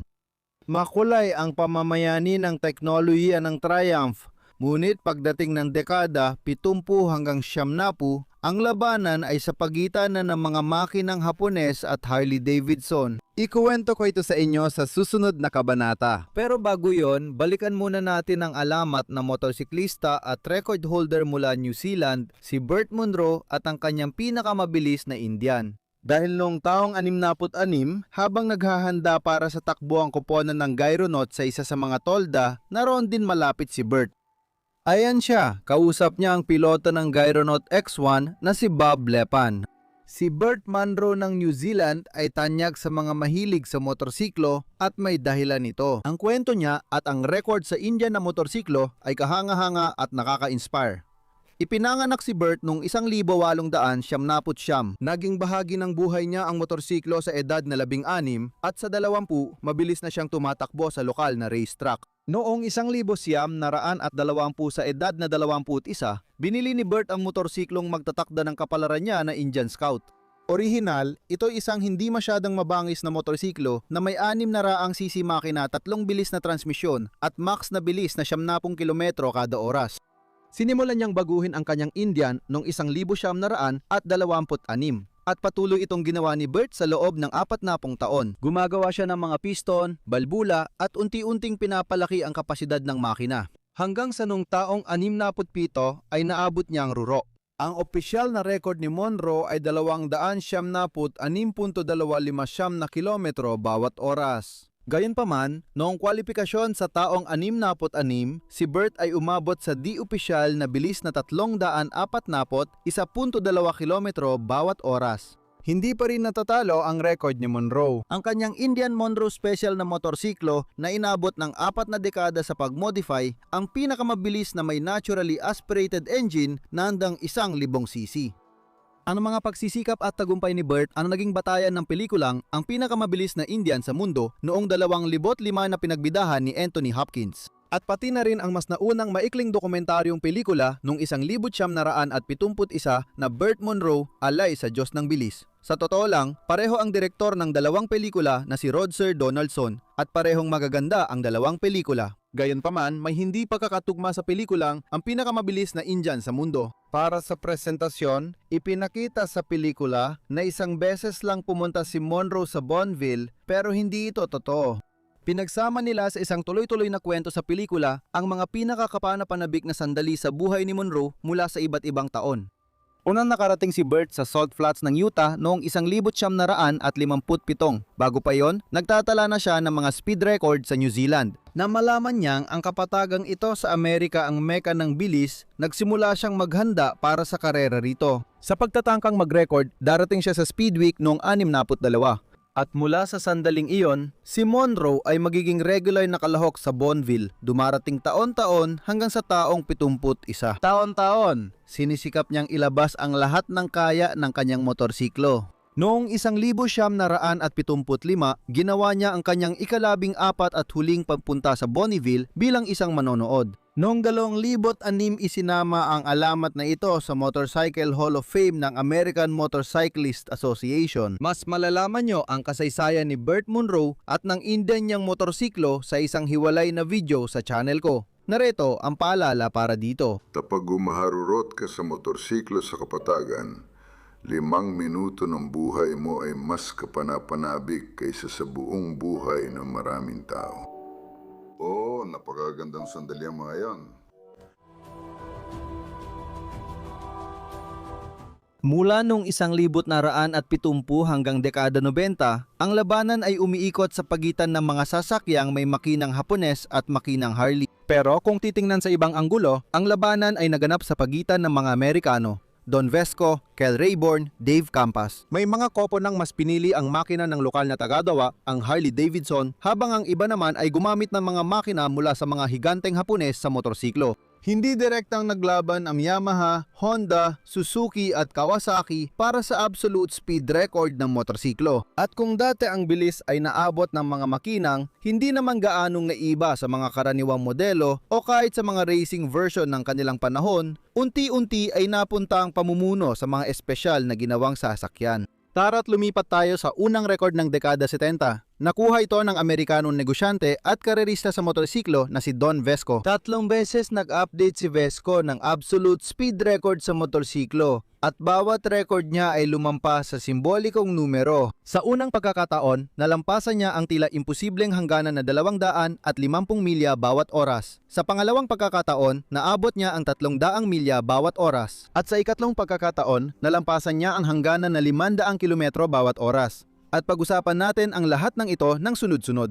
Ang pag-abot ng 200 milya bawat oras o 320 kilometro ay kahangahangang tagumpay na nangangailangan ng aerodynamikong motorsiklo. Marami na sa mga maaring gawin sa larangan ng aerodinamika ay nagawa na. At patunay dito ang mga Aleman mula sa NSU. Isang institusyon ang nagtrabaho para mapababa ang drag coefficient. Sa dekada 70, nagsimula ang bagong yugto ng paglakas ng mga makina. Naghanda si Don Vesco ng streamliner na Big Red para sa unang record niya. Ginamit niya bilang power unit ang dalawang malalakas na 2-stroke, 2-silindrong makina ng Yamaha. Bawat isa ay may 350 kubiko mula sa sports model TER-2. Sa stock, ang racing engine na ito ay may 54 na kabayo pero posibleng binago ang mga ito para sa Big Red. Di tulad ng mga tagumpay ni Joe Dudek ng isang nangunggunang aerospace company at ng dating Ford engineer, ang pagsisikap ni Vesco sa paggawa ng streamliner ay higit na nakabase sa karanasan niya sa paggawa ng hot rods. Ipinanganak siya sa Southern California at malaki ang impluwensya ng kanilang ama kay Don at sa mga kapatid na gumagawa ng hot rod at streamliner para sa karera sa tuyong lawa ng California. Malaki ang nag-iimpluwensya nito kay Vesco. Noong dekada 60, magiging racer siya gamit ang Yamaha at magiging dealer ng kumpanya. Dito nagsimula ang hilig niya sa Yamaha na makina at naintriga din siya sa karera sa Bonneville. Ang Big Red, na siyang tawag ng asawa ni Don sa motorsiklo, ay may habang 5.5 metro at ginawa mula sa auxiliary fuel tank ng Grumman F-Sham F Panther na eroplano noong panahon ng Korean War. Ang mga makina ng Yamaha ay gumagamit ng regular na gasolina. Noong 1969 si Vesco sa isang one-way run sa Bonneville gamit ang kanyang lika ay umabot ng 367 kilometro bawat oras. Nagkaroon siya ng problema sa kontrol pero nanaigang pagnanasa niya sa bilis. Noong ika-17 ng Setyembre, 1970 na pagtagumpayan ng matapang ang pinapangarap na 250 milya kada oras. Ipinakita ni Don Vesco ang average na bilis sa dalawang direksyon na 407.7 kilometro kada oras gamit ang kanyang dalawang motor na Yamaha. Hindi naging madali ang tagumpay na ito. Dati, nalampasan ni Don ang aksidente sa bilis na halos 380 kilometro kada oras dahil sa pumutok na gulong. Agad na inayos si Malaking Pula at makalipas ang 2 linggo ay nabasag ang record. Dito nagsimula ang bagong panahon ng bilis kung saan namayani ang mga motorsiklong may makinang Hapones. Ang koponan ni Bob Lepana, Alex Tremulisa at Jim Bruflata kasama ang J-Renault X Isa ay may lahat ng tsansa para higitan si Vesco. Dahil sa nabanggit na aksidente, tuluyan nang nalis ang koponan sa mga karera. Dayunpaman, alam ni Don na hindi magtatagal ang kanyang record, lalo na't kilalang kilala niya ang kanyang pangunahing kalaban na yon dahil magkaibigan sila. Makalipas ang ilang linggo, si Cal Rayborn ng Harley Davidson, kaibigan ni Don Vesco, ang nagtala ng bagong pinakamabilis na bilis. Mula pa kabata, mahilig na si Rayborn sa motorsiklo at karera. Dahil sa kanyang tagumpay, napabilang siya sa opisyal na racing team ng Harley Davidson. Napakatagumpay niya sa flat track at sa Daytona 200 na karera. Noong panahong iyon, ramdam na ng Harley Davidson ang presyon mula sa mga Japanese brand dahil sa paglabas na mas malalakas nilang motorsiklo. Kailangan nila ng malaking tagumpay para mapanatili ang status nila. Nakita ng pamunuan ng kumpanya na ang pagbasag ng absolute speed record sa motorsiklo ang pinakaangkop na solusyon. Itinalagang mamuno sa proyekto si Dick O'Brien, pinuno ng racing division ng kumpanya. Pagsapit ng taong 1,970 si Dennis Manning ay nagdisenyo at nagtayo ng isang streamlined na motorsiklo para sa laban sa Bonneville. Noon, 24 na taong gulang lang siya. Sabi pa ni Manning, ganon edad ko noon. Bagong kasal ako noon at may 3 trabaho para suportahan ng pamilya at pundohan ang karira ko. Masaya kong tinanggap ang pagkakataong maging bahagi ng opisyal na proyekto ng Harley Davidson. Nagalok si O'Brien ng $10,000 kung makakapagtala kami ng bagong world record at siya rin ang sasagot sa hotel kung hindi. Pumayag ako. Babalik pa si Dennis sa kwento natin dahil hanggang ngayon gumagawa pa rin siya ng mga streamliner at mahigit 1 dose na ang nagawa niya. Siya ang tatag at ng may-ari ng BAB Enterprises na ang streamliner nila ay 2 beses nagtala ng bagong speed record. Pag-uusapan pa natin si Manning. Balik tayo kay Harley. Ang streamliner ay kapansin-pansin dahil ito ay ganap na proyekto ng pabrika sa larangang iniiwasan ng mga gumagawa mula pa noong dekada 60 ng nakaraang siglo kung hindi man mas maaga hanggang ngayon. Ang puso ng record-breaking na Harley ay isang pinalaking makina na may 1,480 kubiko mula sa modelong Sportster na inayos ni Warner Riley para sa pinakamataas na lakas. Nitrometano ang gamit na panggatong ng makina. Si Cal Rayborn, isang talentadong rider ng pabrika, ang napiling piloto ng torpedong ito na may gulong para subukang magtala ng record. Pumunta ang Harley Davidson team sa Bonneville Speed Week noong 1970. Noong Oktubre 15, naktala si Rayborn ng bagong rekord na 414.8 kilometro bawat oras. Tinalo ang resulta ni Don Vesco. Para kina Kelu at sa koponan, hindi sapat ang pag-angat ng 6.5 kilometro kada oras mula sa dating record. Ganito ang kanilang iniisip, talaga bang ang napakalaking pagsisikap namin, ang dami ng mga gabing walang tulog sa paggawaan ay para lang sa 6.5 kilometro na yon? Kailangan talagang lampasan ang record ng todo. Kinabukasan, inihanda ulit ang motorsiklo para sa isa pang takbo. Sa timog na direksyon, ipinakita ni Kel ang mahusay na resulta. Naabot niya ang halos 435 kilometro bawat oras sa pinakamabilis na takbo. Kailangan niyang makumpleto ang karera sa hilagang direksyon, sa kabaligtarang direksyon, sa loob ng mas mababa sa 1 oras. Si George Smith kasama ni Rayleigh na nag-aayos ng makina ay tinanggal ang mga spark plug bago ang ikalawang takbo at napansin ang metalikong deposito sa spark plug ng harapang silindro. Hindi dapat ganun yon. Sinuri ni George ang silindro at nakitang bitak sa taas ng piston. Nadismaya ang koponan pero nagpa siya pa ring ituli ang karera kahit tumatakbo ang oras. Hinahalo ni Smith ang 60% nitromethane at ang natitira na ay alkohol. Dati silang gumagamit ng 70% nitromethane. Inayos niya ang karburador, nagsisimula si Rayborn. At ang inayos na makina ng Sportster ay namamatay ilang 10 metro bago matapos ang sinusukat na bahagi. Pero sapat ang bilis. Ang average sa sinusukat na bahagi ay 423.7 kilometro kada oras sa hilagang direksyon. At ang average na resulta ng mga takbuhan sa dalawang direksyon ay umabot sa 427.267 ng kilometro kada oras. Naging kapani-paniwala ito dahil sa kakaibang disenyo ng streamliner, nahirapan si Rayburn sa mga takbuhan. Para magkasya sa mga sukat ng proyekto, kinailangan ng racer na halos nakahiga sa loob. Dahil ang harapang gulong ay humaharang sa tanaw, gumamit si Rayburn ng transparent na plastic sa gilid ng gulong para makita ang mga itim na guhit sa gilid ng truck. Sa mga pagtatangka ni Kela, inaasahan na rin ang mga pagbagsak. Minsan, sa bilis na 160 kilometro bawat oras habang napepreno, hindi na ilabas ang mga panig na suporta para dagdagan ang katatagan. Sa ibang pagkakataon, hindi na ipanatili ng streamliner ang balanse sa 250 kilometro bawat oras.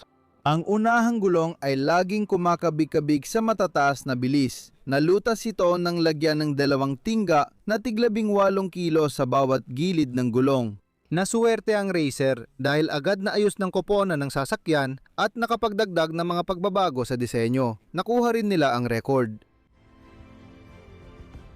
Akala mo ba tumigil si Don Vesco, kaibigan ni Kela Rayburn sa karera? Hindi kailanman. Narinig mo na dati na hawak niya ang 3 absolute speed record sa mga motorsiklo. At oras na para pag-usapan ang huling dalawa. Para sa karera sa Salt Flats sa Utah noong 75, naganda siya ng bagong aerodynamic na motorsiklo at patuloy ang pagmamahal niya sa Yamaha na makina. Tinawag na Silverbird ang bagong sasakyan at ginawa ito sa tulong ng Yamaha sponsorship.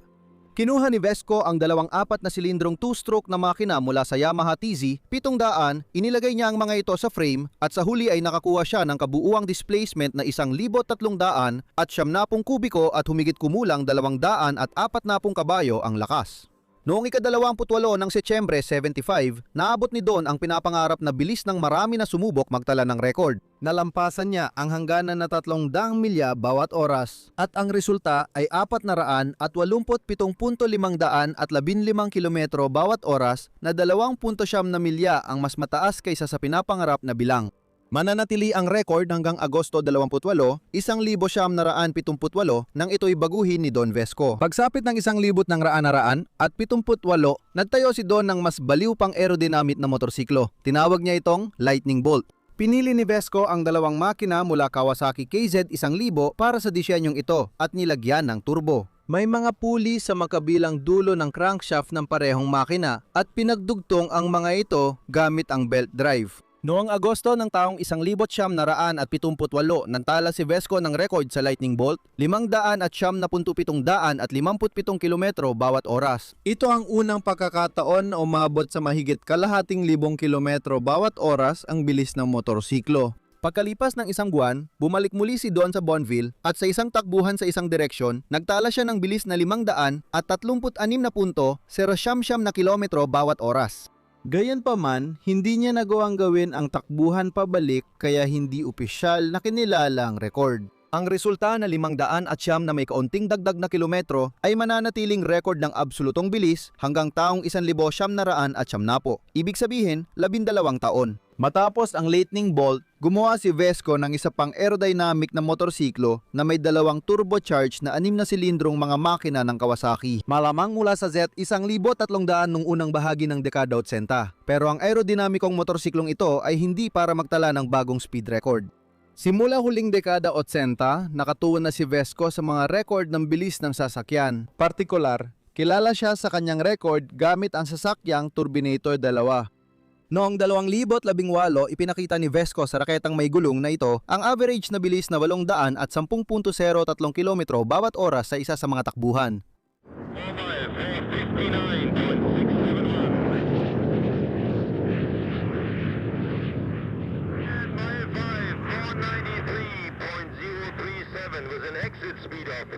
Hanggang ngayon, ito pa rin ang pinakamabilis na sasakyan na may mechanical na transmisyon mula sa makina papunta sa mga gulong. Lahat ng mas mabilis pa rito ay gumagamit ng jet engine.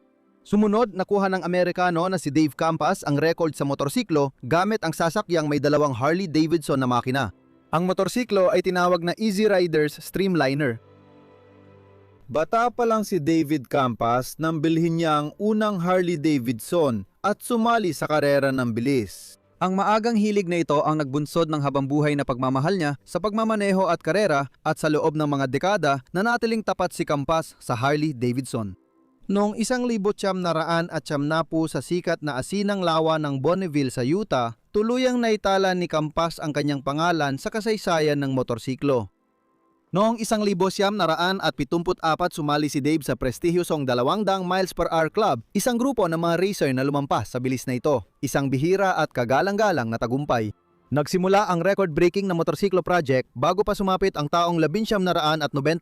Doon nakilala ni Campas si Bob George na may gawa ng unang streamliner na motorsiklo. Gayunpaman, kulang si Bob sa pondo. Ipinakilala siya ni Dave kay Joe Teresi, ang may-ari ng James Cycle at kasosyo ng magazine na Easy Riders. Kinuha ni Joe ang record-breaking na motorsiklo project at ilang taon matapos, handa na ang JMA Streamliner.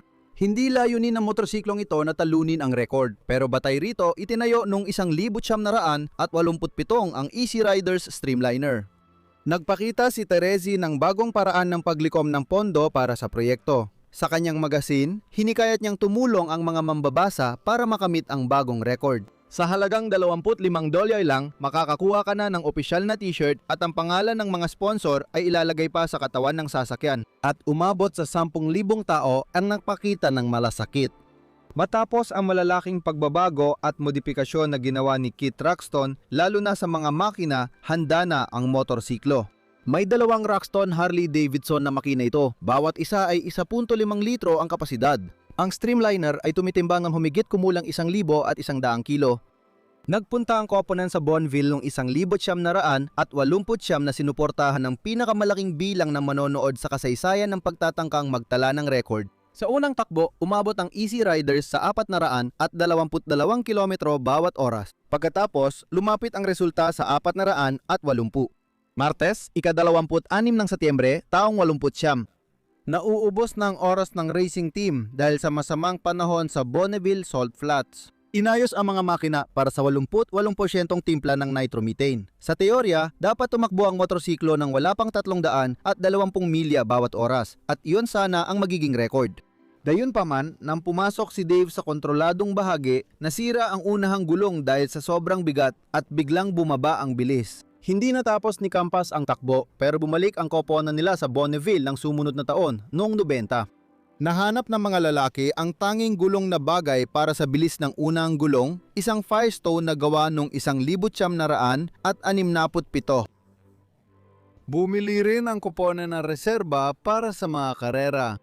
Sa simula ng mga takbo, nagkaaksidente ang sasakyan ng koponan sa bilis na halos 400 kilometro bawat oras. Ang unang gulong ang pumalya, hindi ito naging maayos ang balanse. Bagyang napilayan lang si Campas at agad naayos ang Streamliner sa tulong ng sponsor sa loob ng 3 araw. Noong Sabado, ika-14 ng Hulyo taong 90, si Dave Campas ay nagtala ng mga absolutong record ng bilis ng AMA at FIM na nagpakita ng average na bilis na 500 at 18.45 kilometro bawat oras. At ang record na ito ang siyang pinakamatagal sa lahat ng opisyal na mga record. Ang record ni Campas ay natalo ni Rocky Robinson gamit ang aerodynamic na motorsiklong Top 1 Akatap noong 3 ng Setyembre, 2006 na taon. Pagkalipas ng 2 araw, muling natalo ni Chris Carr. Ibig sabihin, ang resulta ni Dave ay tumagal ng 16 na taon. Mas matagal ang tumagal ang hindi opisyal na record ni Glenn Curtis sa motorsiklo na may V8. At dito nagtatapos ang mga record sa pinakamataas na bilis ng mga motorsiklo sa ika-20 siglo.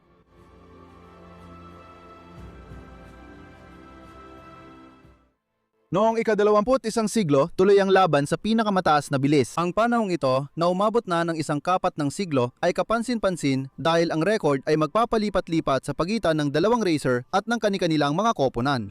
Marami pang motorsiklo at koponan ang lumaban sa titulo ng pinakamabilis, pero 2 lang ang tunay na nagmarka sa kasaysayan. Ang tunggalian ni na Rocky Robinson at Chris Carr ay nagpapaalala sa akin ng matinding tunggalian ng mga Briton at mga Aleman sa larangang ito noong dekada 30. Simulan natin kay Rocky Robinson. Ipinanganak si Rocky noong ika-9 ng Marso, 1961, tulad ng maraming tao na nabanggit sa kwentong ito, na humaling siya sa mga motorsiklo at bilis noong kanyang kabataan. Naging profesional na speedway racer si Robinson. Ngunit noong dekada 2000 ay naengganyo siyang subukan ang mga record ng bilis.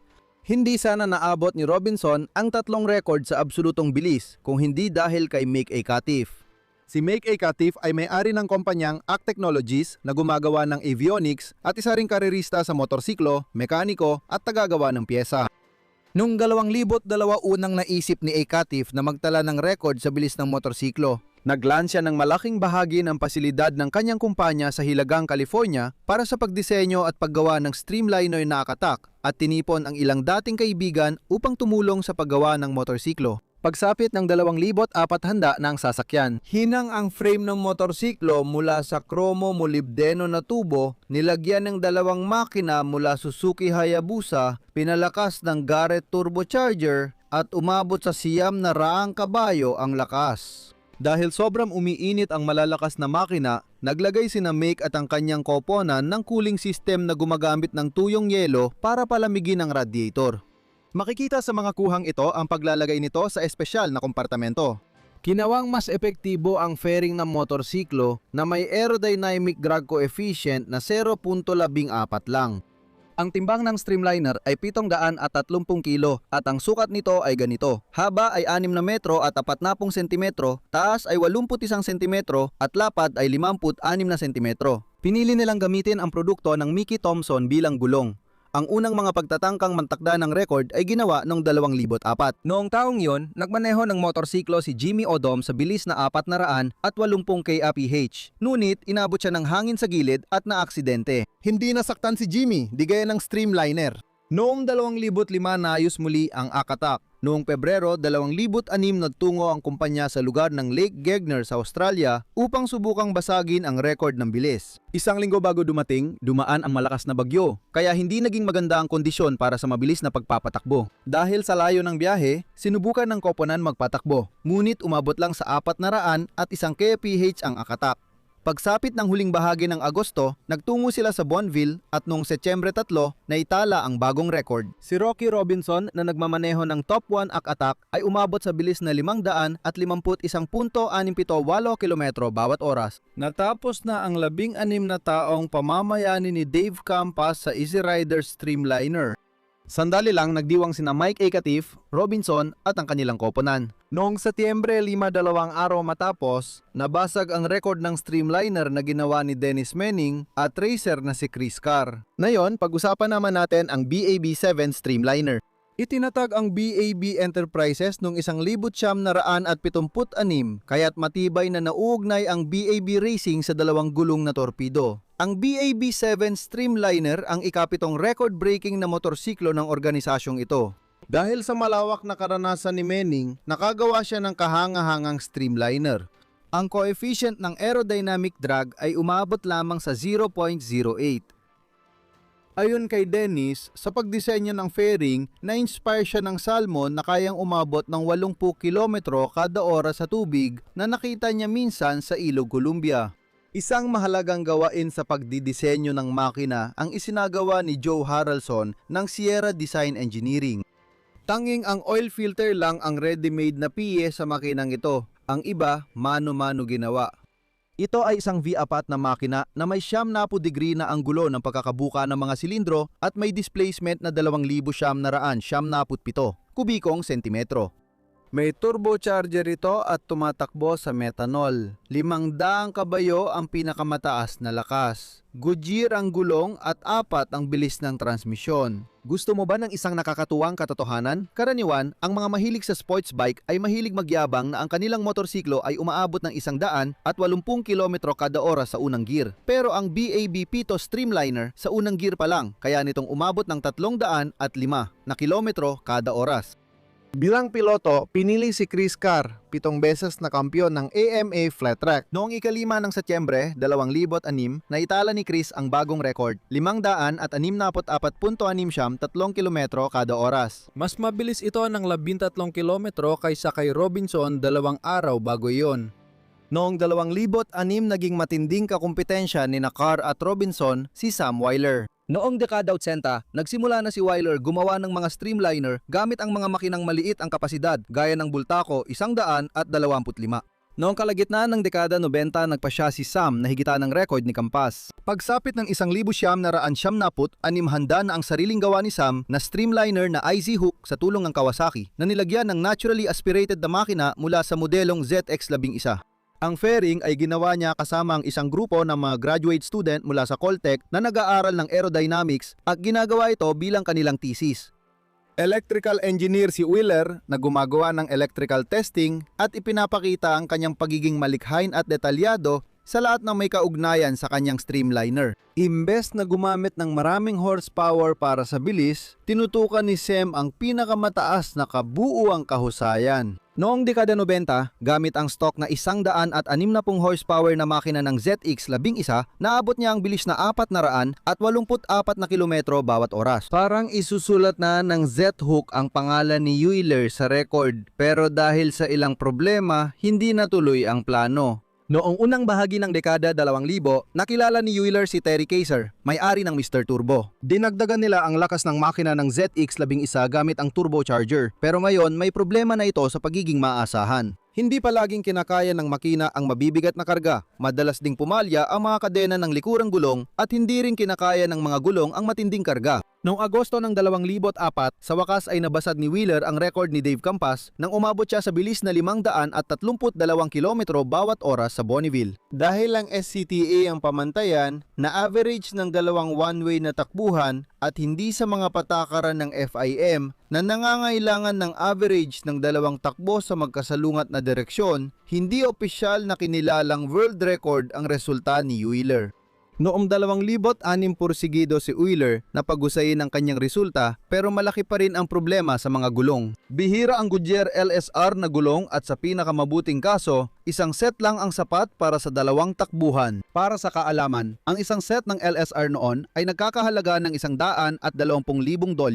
Ipinakita ni Wheeler ang pinakamabilis na takbo sa isang direksyon. Umabot siya ng 571 kilometro bawat oras. Nagkabitak-bitak ang harapang gulong sa huling milya, kaya siya bumagsak. Pero sa kabutihang palad, walang malubang pinsala. Dahil dito, nawala ang tsansa ni na Robinson at Carew para sa pasada at opisyal na record. Nagpatuloy si Wheeler sa kanyang mga pagtatangka kasabay ng pagpapabuti ng kanyang motorsiklo at pag-aayos ng mga sira hanggang kalagitnaan ng 2010. Ngunit hindi pa rin niya nakuha ang record. Mula 2006 hanggang 2015 beses, naglaban ang AK-Attack at BAB7 para sa titulo ng pinakamabilis na motorsiklo. Noong Setyembre 26, 2008, muling nakuha ni Rocky Robinson ang titulo ng pinakamabilis na motorsiklista. Ang kanyang resulta ay aabot sa 580.833 kilometro bawat oras. Hindi matitiis ni Manning ang ganoong kakapalan. Pagkalipas ng isang taon, muling babasagin ng Bob 7 at Chris Carr ang record. Sa pagkakataong ito, ang bilis ay aabot sa 570, 1,240 kilometro bawat oras. Hindi rin aatras si Mick Ekatif at ang kanyang koponan. Dahil natalo ang record nila, kailangan nilang mas bumilis. Pagkalipas ng 366 na araw, noong ika-25 ng Setyembre 2010, si Rocky Robinson sa AK-Attack ay magpapakita ng average na bilis sa 1 milyang seksyon sa dalawang takbo sa magkabilang direksyon na 600 at 5,670 kilometro bawat oras. Pinakamabilis, umabot si Robinson ng 600 at 33 kilometro bawat oras. Sa pagtugis ng rekord ng bilis sa lupa, naranasan ng AK-Attack ang ilang sunod-sunod na hindi matagumpay na pagtatangka, kabilang na ang mga karera na nagtapos sa mga kahangahangang aksidente. Minsan, nabangga ni Rocky ang streamliner niya sa bilis na 515 kilometro bawat oras. Tumagrid ang sasakyan at umikot ng 16 na beses. Ganito ang sinabi ni Rocky tungkol sa aksidenteng yon. Nadaanan ko ang isang malaking bahagi ng maluwag na asin na mahina ang kapit. Parang switch lang, biglang sumiklab ang lakas ng dalawang makina, tumaas ang RPM at dumulas ang likurang gulong. Nadulas ako parang flat tracker pagliko, tumagilid ang motorsiklo pa kanan. Saglit kong naisip na baka kaya ko pa ituwid. Lumiko ako pa kanan at nagawa kong mailigtas ang sarili ko at maibalik ang streamliner sa patayong posisyon. Sa puntong iyon, sobrang bilis ng ikot ng likurang gulong, kaya matapos maituwid, biglang kumabig pa kanan ng likod, parang latigo. Sumabit ang katawan sa asin, kaya tumilapon sa ere si AK-Attack. Sobrang lakas ng tama, kaya napakapit ako sa manibela. Paulit-ulit na sumasabit, tumataas at gumugulong ang motorsiklo. Natanggal ang isang tubo ng balangkas na mula tangke sa unahan papunta sa mga makina. Lahat ito ay nangyari sa ilang segundo, pero nakikita ko pa rin itong parang slow motion tuwing pinipikit ko ang aking mga mata. Ang record na ito ng pinakamataas na bilis na naitala noong 2010 at hanggang ngayong katapusan ng 2025 ay nananatiling hindi pa rin natatalo. Si Rocky Robinson ang pinakamabilis na motorsiklista sa mundo at ang top 1 attack ang pinakamabilis na motorsiklo. Ngayon, narito ang impormasyon para sa mga masusing at mapanuring manonood. Sa simula ng kwento, binanggit ko ang jet na 3 gulong na streamliner na kinilalang motorsiklo noong panahon ng karera. Ipinapakilala ko ang Spirit of America. Itinayo ito sa unang bahagi ng dekada 60 ni Craig Breedlove. Iba-iba ang dating ng inspirasyon sa mga tao. Para kay Craig, ang naging simula ay ang talumpati sa inaugurasyon ni John Fitzgerald Kennedy nang hikayatin niya ang mga Amerikano sa susunod na akbang. Ask not what your country can do for you. Ask what you can do for your country. Dahil sa inspirasyon, nagpasya si Breedlove na maglingkod sa bansa at maging pinakamabilis sa mundo. Noong dekada 60, lumapit siya kay Edu Perkins, lokal na may-ari ng mechanical na pagawaan na nagbigay sa kanya ng pwesto at $10,000. Ginamit ni Craig ang pera para bumili ng pyesa. $500 ang nagastos para bumili ng retiradong jet engine na General Electric J-47 turbojet mula sa fighter jet na F-86. Kalaunan, sinuportahan si Breedlove ng Goodyear at Shell. Ang Spirit of America, ang kauna-unahang makabagong kotseng pang-record na may jet engine gamit ang makitid at streamlined na fuselage at turbojet engine. Ang unang mga pagsubok sa asinang kapatagan ng Bonneville ay isinagawa noong 1962. Noong 5 ng Agosto, 1963 kasama si Craig Breedlove sa likod ng manibela, ang jet na ito ay umabot sa bilis na 655.700, 22 kilometro kada oras na ginawang si Breedlove ang unang tao na lumampas sa hangganan ng 400 milya kada oras sa bilis sa lupa. Noong ika-13 ng Oktubre, 1964 si Craig ay umabot sa bilis na 754 tuldok, 330 kilometro kada oras at makalipas ang 2 araw, umabot siya sa 846 tuldok, 761 kilometro kada oras. Pagkatapos, dagawa si Breedlove ng panibagong streamliner, ang Spirit of America Sonic 1 na 4 na gulong na para sumunod sa regulasyon.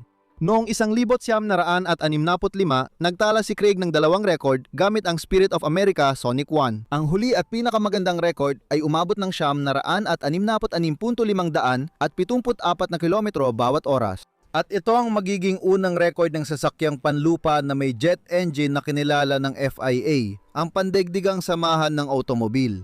Tuloy tayo sa detalye ng regulasyon at klasifikasyon.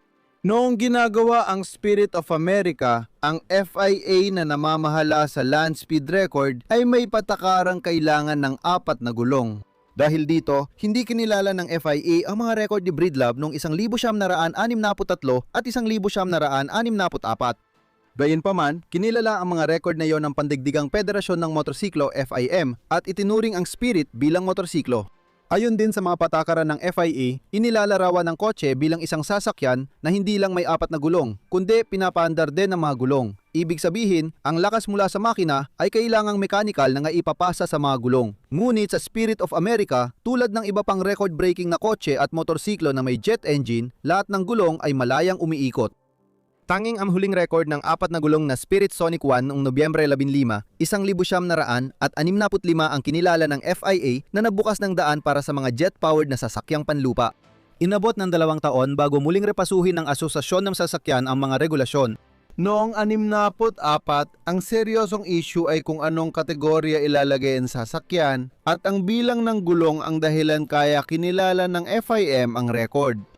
Ang pinakamabilis na 3 gulong na sasakyan sa kasaysayan ay ang streamliner na CMI Motivator. Nilagyan ito ng hybrid na rocket engine na Ramatec V4 na pinagsasama ang likido at solidong panggatong para makalika ng 48,000 kabayo at sinamahan pa ng booster block na may rocket engine na gaya ng misil na Sidewinder na may lakas na 12,000 kabayo. Noong 1979, pinatakbo ni Stan Barrett ang motivator sa tuyong lawa ng Murok at sa loob ng 12 segundo ay umabot ito ng 776 na kilometro kada oras gamit ang pangunahing makina at booster. Dahil dito, naabot niya ang bilis na 1,100 at 70.377 kilometro kada oras. Halos kasing bilis na ng tunog. Ang resulta ay naitala gamit ang napakatumpak na radar ng base na himpapawid ng Edwards na malapit lang doon at gamit din ang onboard na computer at telemetry equipment ng kanilang team. Pero hindi ito opisyal na record. Una, ang mga karera sa lawa ng Murok ay isang direksyon lang. Pangalawa, para makilala ang record, ang pagtatangkang magtakda ng bilis ay dapat gawin sa ilalim ng jurisdiksyon ng FIA o ng itinalagang ahente. Dagdag pa, kailangan gawin ang pagtatangka sa magkabilang direksyon sa loob ng 1 oras sa parehong bahagi ng lupa, ngunit hindi ito nasunod. Sa kasalukuyan, ang streamliner na ito ay nakadisplay sa Smithsonian Institution. At saka, 3 taon bago yon, nung ika-12 ng Hunyo, 1976, si Kitty Anil, isang binjing karerista at stuntwoman sa CMI Motivator sa Alvord Desert, ay umabot sa bilis na 843.32 kilometro kada oras. Ang average na bilis sa dalawang takbuhan sa magkabilang direksyon. Ginawa nitong si Kitty O'Neill ang pinakamabilis na babae sa mundo. Ang kanyang record ay nalampasan lamang ng isa pang babae noong 2019. Paglabas niya sa kontroladong bahagi at pinatay ni Kitty ang makina, umaabot siya ng 774 na kilometro bawat oras at sa karera, 60% lang ng lakas ng makina ang gamit. Sa panayam matapos ang karera, sabi ni Kitty tungkol sa kanyang pagkabini, "Tinutulungan ako ng aking kapansanan na mas maramdaman ang panginginig at hindi ako nadidistract sa ingay. Mas nakakakonsentra ako at mas matatag ang aking emosyonal na balanse." Dapat ding mabanggit ang kabilang panig ng record na ito. Noong 1976 natapos ni William Frederick ang paggawa ng jet car na SMI Motivator na idinisenyo para abutin ang bilis ng tunog sa lupa.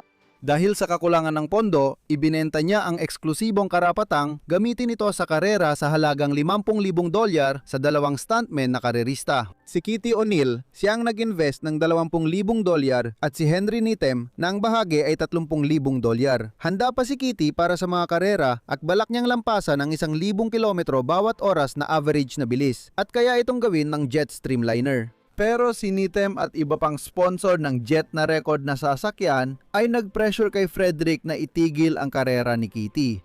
Ang opisyal na dahilan ay di umanay paglabag ni Frederick sa kontrata kay Nitem. Ang kontrata ay ginawa para bigyan si Kitty ng eksklusibong karapatang basagin ang pambabaeng record ng bilis at si Nitem naman para sa panlalaking record. Sa totoo lang, iniisip ng mga pangunahing tagapundo ng proyekto na hindi nararapat ang isang babae maging pinakamabilis na tao sa mundo.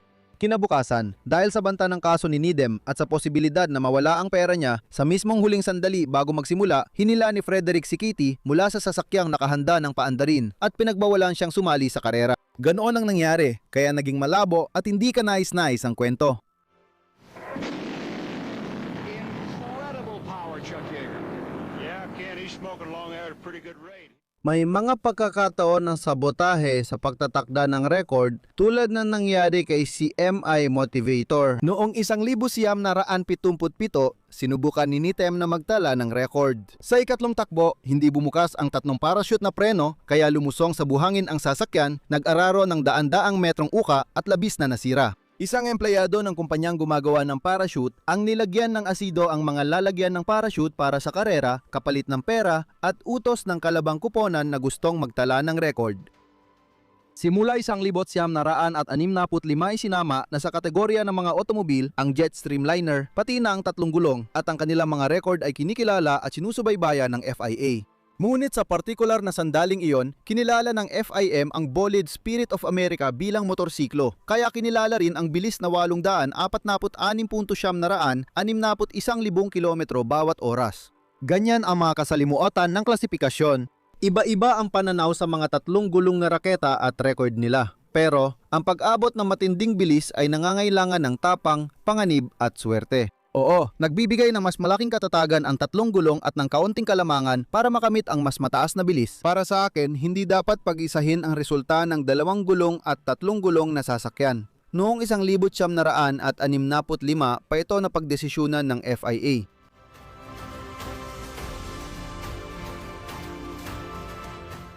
Sa panahon na ginagawa ko ang kwentong ito, Setyembre-Oktubre 2025, ang pinakamabilis na motorsiklo sa mundo na may mechanical na transmisyon ng torque mula makina papunta sa mga gulong ay nananatiling top 1 atak na minamaneho ni Rocky Robinson na may record na 605,677 kilometro bawat oras. Ang record ay naitala noong 2010 at nananatili na sa loob ng 15 taon. Sa ating kasalukuyan, at sa totoo lang, kahit nung konti pang mas maaga, ang pinapangarap na numero para sa mga demonyo ng bilis ay naging 400 milya bawat oras. Ito ay isang simbolikong hangganan na halos katumbas ng 640 kilometro bawat oras. Ang sinumang tatalo rito gamit ang dalawang gulong ay iukit ang pangalan sa kasaysayan.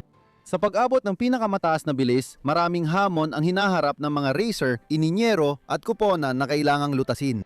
Sa loob ng 50 taon, ang mga motorsiklong streamliner ay halos walang pagkakahawig sa mga pangkaraniwang motorsiklo.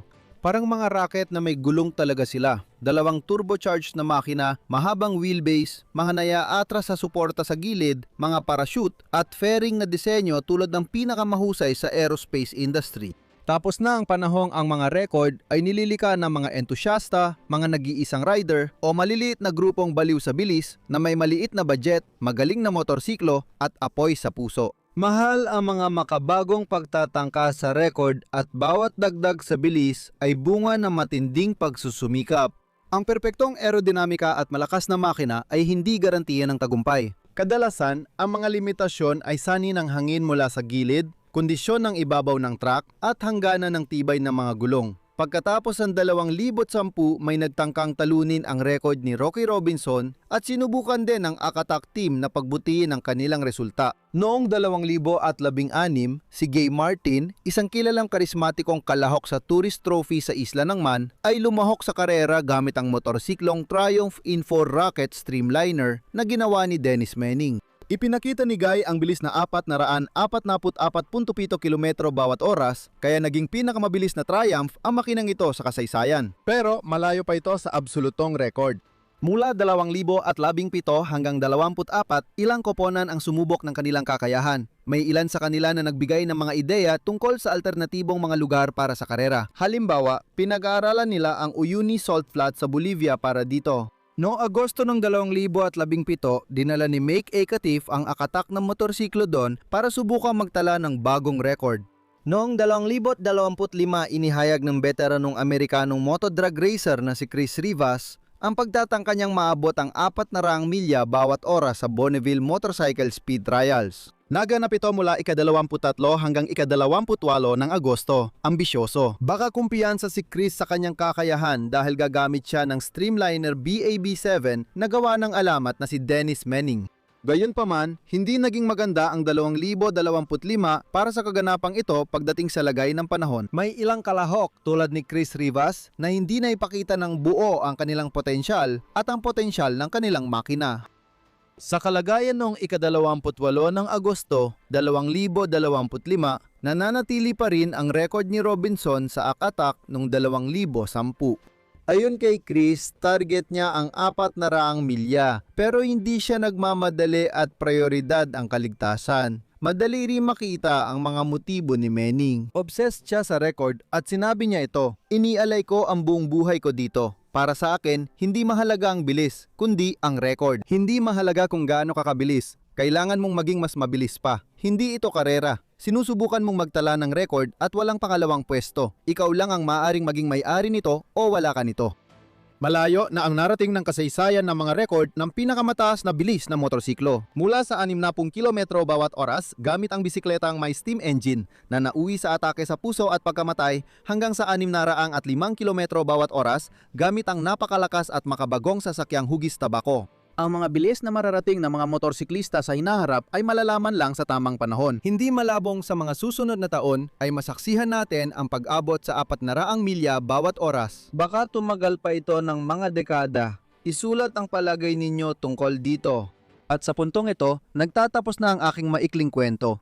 Siyempre, tinalakay lang natin ang mga record ng pinakamataas na bilis at kung tutuusin, medyo mababaw lang. At marami pang mga record sa iba't ibang kategorya at disiplina, pati na rin ang napakaraming kawili-wiling kwento at mga pangyayari. Salamat sa inyong atensyon. Madali lang suportahan ang ginagawa ko. Ibahagi lang itong kwento sa mga kaibigan at kakilala. Huwag kalimutang mag-like at mag-komento para mas irekomenda ito ng YouTube sa iba. Pwede rin kayong magbigay ng pinansyal na suporta gamit ang detalye sa deskripsyon. Ito ang Krasmoto Channel. Hanggang sa muli!